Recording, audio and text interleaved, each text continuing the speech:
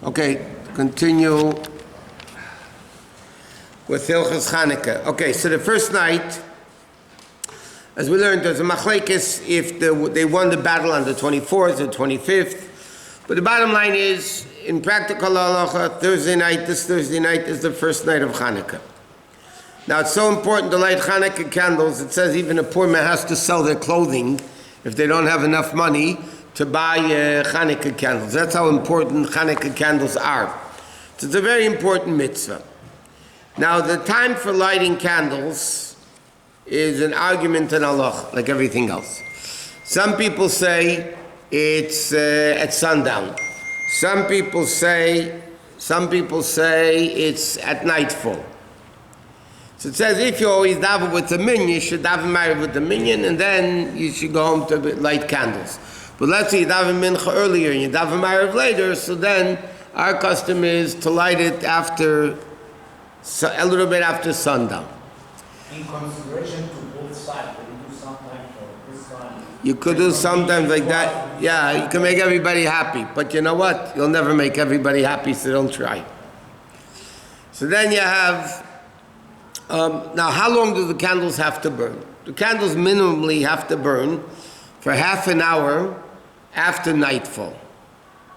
By the way, half an hour doesn't mean 30 minutes. It's a half hour of halachic hours. So let's say nowadays in the winter, here it's winter, in Australia it's summer, so the hours are longer. But here it has to burn approximately 25 minutes after sundown. So if you have a lot of oil or long candles, then you can even light earlier, but if you don't, candles have to burn at least a half an hour after nightfall, or 25 minutes after nightfall. So if you have those regular Chanukah candles, that come in the box, then you for sure have to light after nightfall because you can't, there's no way in the world they're going to burn. What's the earliest? And this is not the best thing to do, but the earliest, what? Those candles, I don't remember if I timed it, but do they always last 25 minutes? And if they don't, what do you... It depends also if you have on the 8th night, because the heat. So what's the truth of the matter is they're good on Mifsam, but the truth is even if somebody doesn't want to use oil, they should use better Shabbos candles. Those candles Shabbos candles, I'm saying, could burn for 3 hours or 4 hours. Then for sure you're good. Especially Friday night when you have to bench later, you have to light Shabbos candles before candle lighting. So you have 18 minutes. Plus at least another half an hour until sundown, plus another half an hour, so you have to burn like an hour and 20 minutes.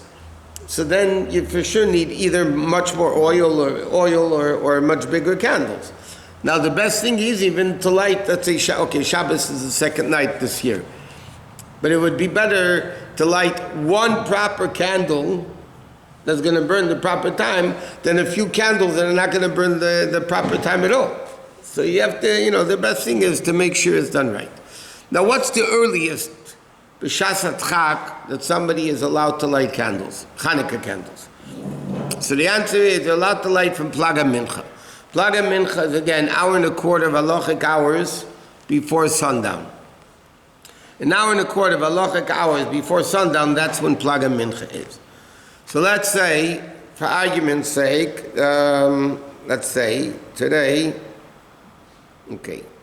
Plaga Mincha today is 1541, which is 341. 341 here in LA is the earliest technically somebody would be able, if tonight would be Chanukah, right? They would technically be able to light until 341, for after 341. The problem is that if you light then, the menorah still has to burn a half an hour after nightfall. That means, let's say for argument's sake, Shkia today is 20 to 5, and you want to light at 341, that means it has to burn 1 hour until Shkia, plus another, so it has to burn an hour and a half. So they make 2.5 hours.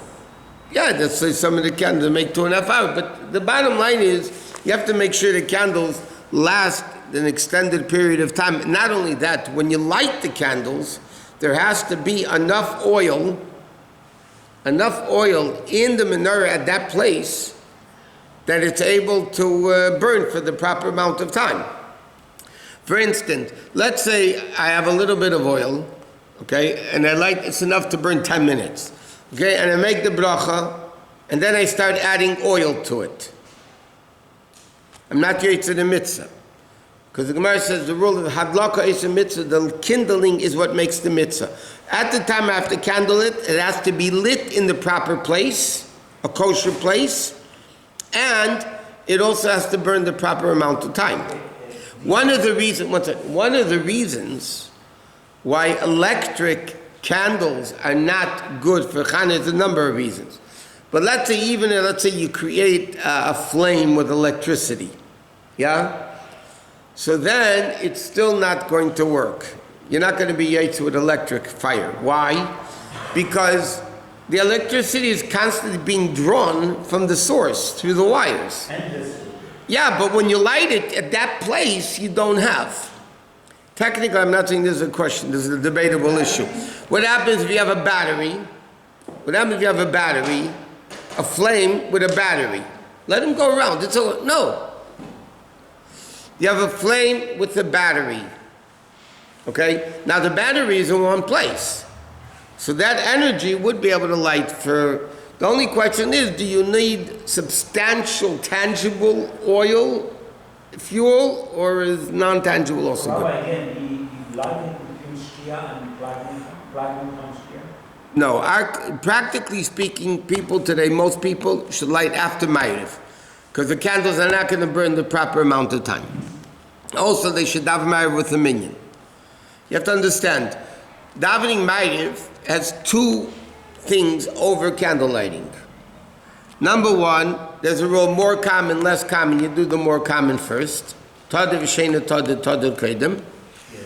so Ma'ariv we do every night. Chanukah we do 8 nights a year. Secondly, Krishma that we say at Ma'ariv is biblical. This is called rabbinic. So according to halacha, really, once the time of Ma'ariv comes, you really have to daven Ma'ariv first, and then you can go light candles. By B'dikas Chametz is different. There's a whole long thing from the Alter Rebbe in Kuntesachim, but B'dikas Chametz is different. But Chanukah candles, once the time of Ma'ariv comes, according to most opinions, you have to go daven Ma'ariv and then go bench Chanukah licht.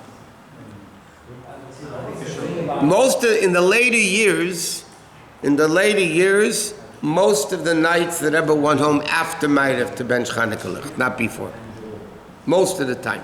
What was the thing about when the people who gathered the leftovers in the market, they go home, that's the time? The Kal Yerigli de Tamadoi. The amount of time, how long do the candles have to burn? That's when a half an hour after nightfall comes. There was a wood chopper nation that they would be the last ones home in case people realized they needed wood for the fires at home. So they would be the last ones in the shuk, in the marketplace. So as long as they're in the marketplace, people are still walking in the streets. When they leave, nobody's walking in the streets. So in the time of the Gemara, the main purpose of lighting Chanukah candles was for the people in the street.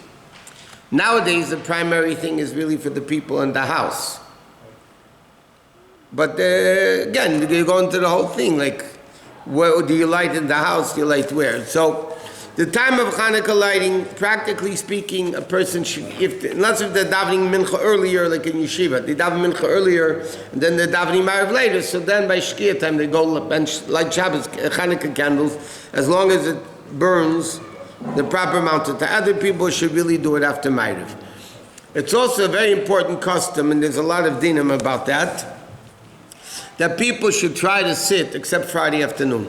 People should sit next to the candles for half an hour after candle lighting.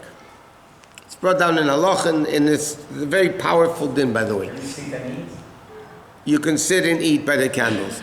The previous Rebbe used to say, you should sit by the candles and listen to the story the candles are telling. Listen to the story, the two hands was the Lichterlach erzählen, to listen to what the candles say. I have to say something, I mentioned this a bunch of times. There was a guy in the Shul Nebuch, he passed away already, Brooks Arthur, those who remember him. He was a music composer. See, once it's Chanukah and Shul, and we're talking about this, and I mentioned what the previous Rebbe said, about, he worked a lot with Adam Sandler, with the other guys. Anyway, see, I told him we were discussing what the previous Rebbe said, that you have to sit and listen to the story the Chanukah candles are telling. So he wrote a whole song on it. Partially, he wrote a song on the inyan of listening to the story of the Chanukah candles. Listen to what they're telling. So people have to make sure that it's a very important mitzvah to light the candles. Most of the time you have to have married first, because otherwise you'll forget. Okay, now, where do you put the menorah? Okay, we'll do it tomorrow.